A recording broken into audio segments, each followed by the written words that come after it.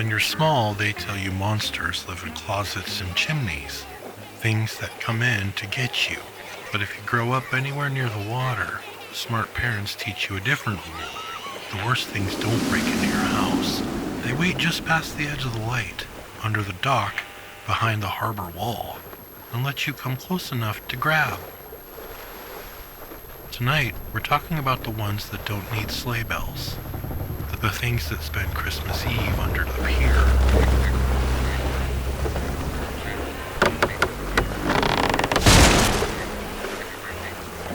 You've tuned in to Dead Reckoning Radio, pirate broadcast from a ship that doesn't show up on your radar, but might show up in your bad dreams.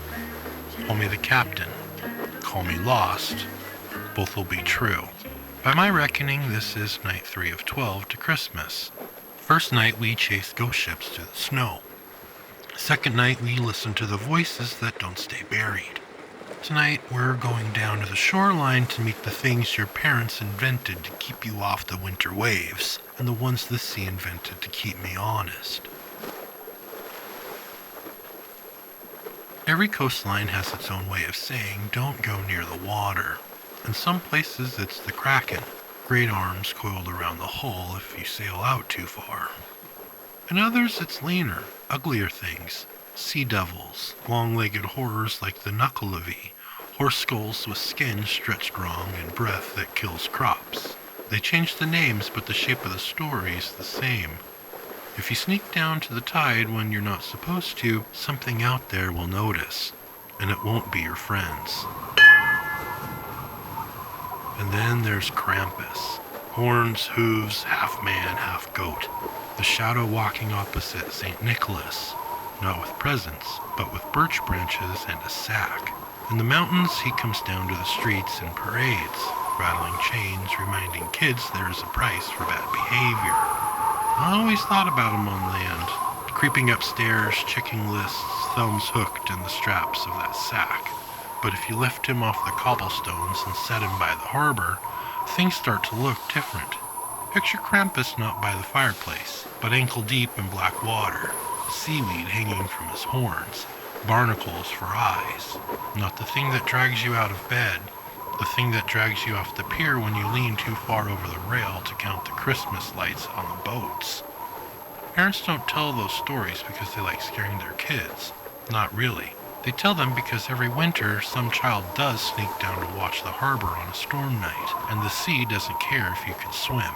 Monsters are the polite way of saying, we love you, and the weather does not.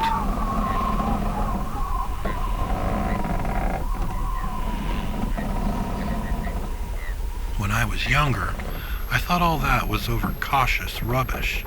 Storm advisories, closed harbors, lines on charts with big red X's at Christmas. It all felt like older captains being precious about tradition and insurance premiums. Don't run that route in December. Don't promise passengers clear skies and carols in waters that eat ships for breakfast. Don't chase the schedule just because someone in an office wants a festive brochure. I heard it, I just didn't let it sink in. Out here in the Spectral Sea, those old warnings feel less like nagging and more like prophecy.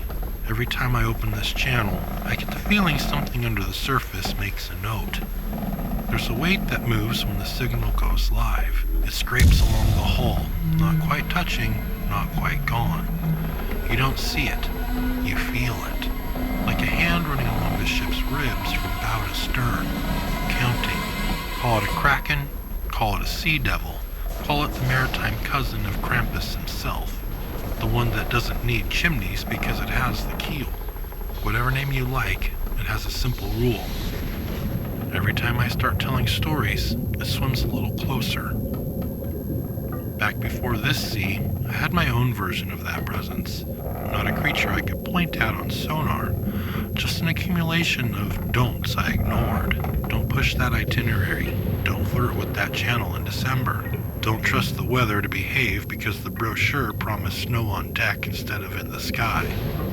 We dressed it up with lights and buffets and called it festive. The sea called it something else. I can't blame a monster for what I volunteered for, but I can tell you this.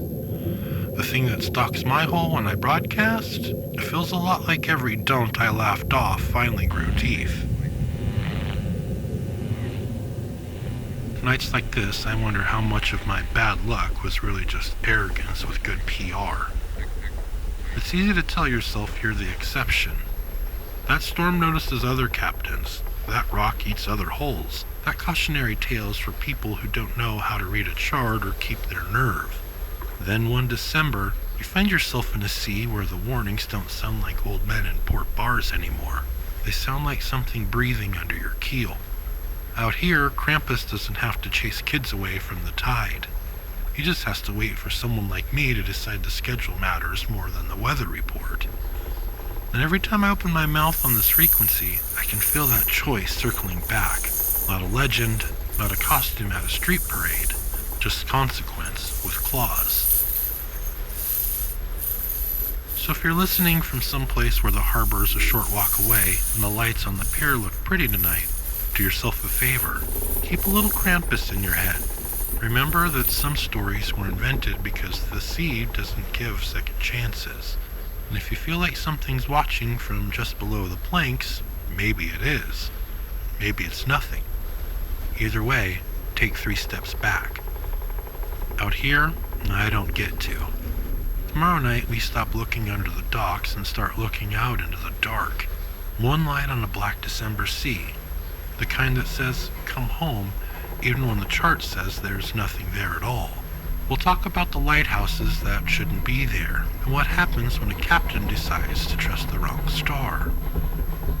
This is your lost captain, night 3 of 12, signing off, for now.